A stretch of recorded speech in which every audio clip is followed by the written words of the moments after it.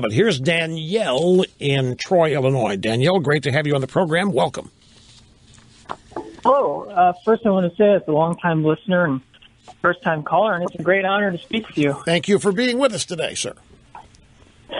So, I wanted to, first of all, I'm a 30-year-old transgendered woman. I just started out on my transition. I'm conservative, very conservative, and I wanted to talk briefly about the whole Caitlyn Jenner situation. All right. And how I find it incredibly infuriating how these bleeding hearts on the left think that they're doing us all a favor by coddling us and acting as though we can't survive without them.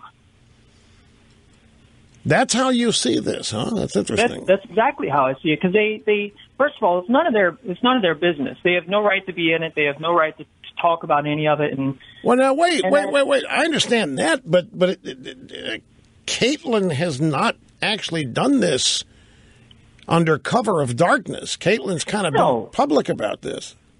Right. I mean, that kind of invites the media in, and believe me, this is a place the media loves going.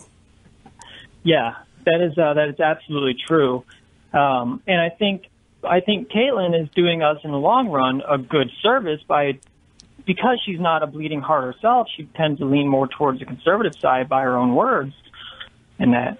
No, I've noticed with you mentioned earlier how I forget who it was, but said we need to have this conversation. That would be Christine Brennan of some sports.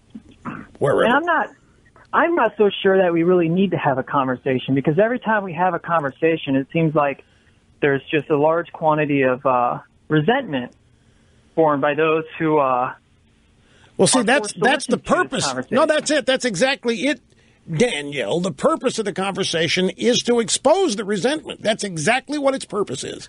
The purpose of the isn't there. The resentment isn't there in the first place, because I'm speaking from my own experience. I go out and I go shopping all the time, and I go to, just anywhere I want to go. And what I find out is most people on the right, most people on the left, most people in general just don't care as long as you don't throw it in their face. Wait, look, you need to help me along here. You said, at what stage are you in your trans? So right now, I just started the hormone treatment, so I still live most of the time as Daniel, but when I'm at home or when I'm at school, I live as Danielle. Okay, so when you go to the grocery store or the beauty parlor or whatever, it's not apparently obvious to anybody that... it is when I open my mouth. Well, that's what I mean, but you say that people are tolerant, whatever. Nobody knows who you are unless you tell them, right? Yeah, exactly, and nobody cares. And I have told a lot of people because they don't know how to react at first. Because they think they see a man in women's clothes, or they're not quite sure. So I just tell them it's okay. Don't fret the details. This is what it is. This is what I'm going through. And most times it's like, oh, well, good for you. I hope you're happy and good luck. And most people just don't care. And they move on. Yeah, and exactly. They just move on. Well, see, that doesn't further any agenda. When people, because you really have, I think, nailed it here. When we hear people say, we must have this conversation, I'm telling you, do not doubt me, Danielle, that the purpose is to expose as many people as possible who don't like it, and then to focus on them as a bunch of bigots, hateful, mean-spirited extremists, and then the next leap is to call them Republicans. That's that's the ultimate objective of the conversation. Absolutely. But the conversation can't happen if you don't. You walk into wherever you're going, if you don't say a word. Do you walk in the door and the first day, hi, I'm in the process of transgendering from male to female, and you better accept me or else. Do you say that when you go into someplace? Oh, absolutely not. Do you say anything? No, generally not. I mind my own business. Okay. Now, you have to help me out. Can people, when you walk into some place and you don't say anything, is your process right now obvious?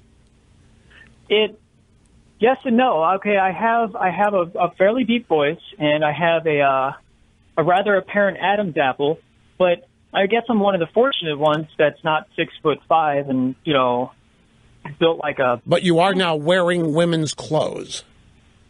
Yeah. You're wearing women's clothes. You shave your legs? I do. Okay. But you have your Adam's apple in your voice, so you think people might, given the comparison between your appearance and the way you sound, you think people might suspect that you are in some transgender process here. And even then, they don't say anything to you. Right. Most of the time, they don't. So occasionally, they might say, like, they might have a little trouble with the pronouns, not sure which ones to use and that's when I just kind of say, it doesn't really matter, you know. So you wouldn't describe yourself then as an activist for this. This is just something deeply personal to you. No, I really wouldn't. Well, okay, I was trying not to become an activist, but I am finding myself slowly becoming an activist, but from the common sense approach where basically if you're transgendered, don't walk into a store and say, I'm transgendered, you all better like me or else. You know, take a common sense. I try to advocate to all my friends who are going through the same thing, you know, just stay low. Don't stand out in the crowd. Okay, so why do you want to become an activist then? I mean, what would you say activism for transgenderism is? Well, right now I would say activism for transgenderism is a political tool for the left. No, but I mean, how does it manifest itself? If you say you're becoming an activist, does that mean you do walk into places and say, look at me, I'm transgendering and you better accept me? No, absolutely. Okay, so what is the activism then? The activism is, well, I've actively started writing a couple blogs on the subject. Okay. And I'm trying to get more active in the St. Louis community and that transgender community to try to help other girls in my situation make better decisions in how they transition instead of, you know, just going into the stores without a care in the world. You have to take a lot of care in your appearance. Otherwise, people are going to notice, and then you are going to invite criticism, and then things are going to spiral out of control. What do you mean specifically, care? I mean, most people do. So what do you mean? Well, yeah, most people do, but I think for some trans women, they have to pay a little bit more attention because of the dark beards and that. So if you shaved a couple hours ago and you throw on a layer of makeup, chances are you're still going to see some sort of beard. So you have to be a lot more careful. Right. I hadn't thought of that. Yeah. Can see where that would be a problem. What are you going to do about the beard? Do hormones take care of that at some point? Hormones have an effect on the body hair, but all they do for the facial hair is slow the growth. Have you ever thought about laser treatments? Yes, actually, I've been in laser for the last year, and I just endured, right before calling the show, I just endured an hour of electrolysis hair removal on the face. And see, I pay cash for everything because I don't want the help from, you know, any left organization. I don't need the insurance to pay for it because I know the taxpayers through Obamacare are paying for a lot of it. And I don't want that help. I don't need that help. I'm my own person. How old are you? I am 30 years old. When did you discover that you wanted to transgender? Well, I've always known something was different from the age of 5. 5? Wow. Yeah, so it's been with me all my life, and in most cases it is, but a lot of us don't know how to articulate it until we're older, and we learn about it. And that you mentioned, I think you said something about friend. Do you have a lot of friends going through this with you, or doing the same thing at the same time? I have a handful of friends that are, yes. How long have you known them? I've known them. I've known a couple of them for the last 2 years, and I've known another couple of them for about a year now. Okay, so you got to know them via the transgender, not people you grew up with. Okay. So you haven't encountered. Well, I don't want to put words in. I'm going to ask you: have you encountered any mean-spirited disapproval type reactions from people when they discover or when they assume that you're doing this? Quite the opposite, actually. quite the opposite. I mean, I live in a small town, Troy, right outside of St. Louis. I go shopping in nearby towns that are relatively small, and that this is a fairly conservative area. And what about your employer? What about your employer? So my employer doesn't. I work part-time at a hardware store in town, and by the end of the summer, the hormones are going to have some effect. So I'm actually leaving there in August, taking the next couple semesters of school off while I transition, and then I'm going to start looking for a career. Why are you? My bosses right now don't know. They don't know, and they are going to know at some point, and you think because they're going to find out you're going to have to leave the hardware store? Well, it's not because of my employers that I'm going to leave the hardware store.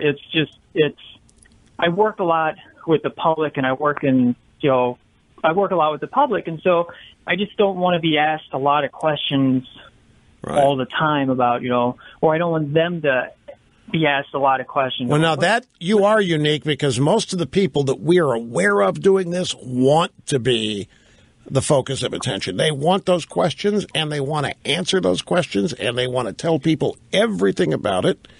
And they want to be very public in what they're doing. It's not something private. That's how we know about it.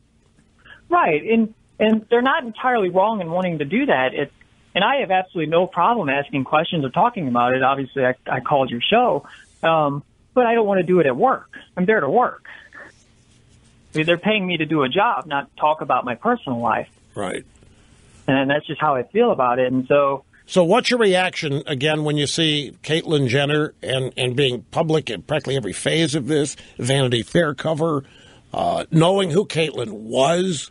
I mean, she was about as a hunk of mail as you can get. Yes. I'm happy for her. I really am. I hope the best. I'm glad that she's in the public spotlight, and But you resent the way she's being used by people.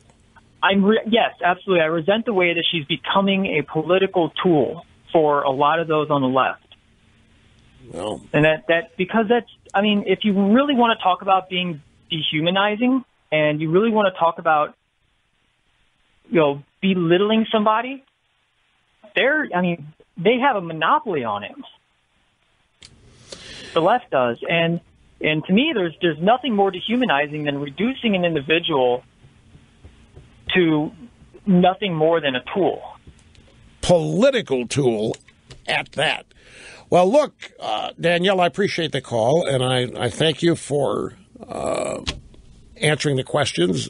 Haven't had a chance to ask these questions to too many people, so I'm glad you got through. I appreciate it. I'm really long on the segments, why I have to go, but all the best to you. I hope it all works out as you hope so.